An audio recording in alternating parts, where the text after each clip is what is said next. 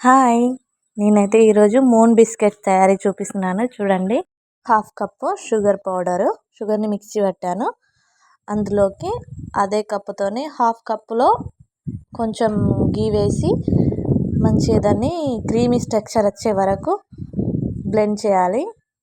అట్లా చేసిన తర్వాతే మనకు క్రిస్పీనెస్ అనేది వస్తుంది.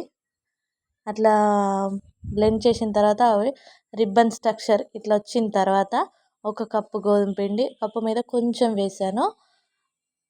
ఇది మొత్తం మంచిగా మిక్స్ చేసుకోవాలి. ఆ మిగిలిన నెయ్యి ఇందులో వేసేసుకోవాలి. మంచిగా మనం వాటర్ కానీ ఏవి వాడద్దు. ఇలా మిక్స్ చేసుకునేటప్పుడు మంచిగా కలుపుకొని కొంచెం ఉప్పు అయితే వేసుకోవాలి. టేస్ట్ అయితే చాలా బాగుంటుంది. సాల్ట్ ఇలా ఇలా రావాలి ముద్ద.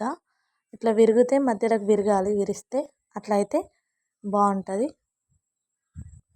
ఒక ప్లేట్లో కొంచెం మందంగా ఇలాగ ఒత్తుకొని ఒక చిన్న బౌల్ లాంటిది తీసుకొని మూన్ షేప్లో కట్ చేసుకోవాలి. నేనైతే ఫస్ట్ టైం కదా కరెక్ట్గా రాలేదు షేప్, ఇంకా బాగా వస్తుంది కొంచెం ప్రాక్టీస్ అయితే. ఇలా కట్ చేసుకునే అన్నీ ఒక ప్లేట్లో పెట్టుకోవాలి. అన్నీ తీసేసుకొని నేనైతే 2 ప్లేట్స్లో పెట్టుకున్నాను.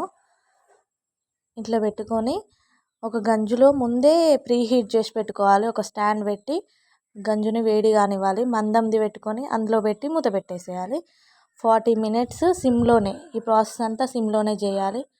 40 మినిట్స్ తర్వాత అయితే తీసేసి ప్లేట్లోకి తీసుకున్నాను.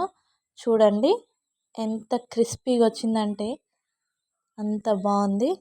టేస్ట్ కూడా సూపర్. అసలు ట్రై చేయండి. నచ్చిన వాళ్ళు సబ్స్క్రైబ్ చేసుకోండి. ఓకేనా మరి? Thank you. టేస్ట్ అయితే చాలా బాగుంది. బాయ్.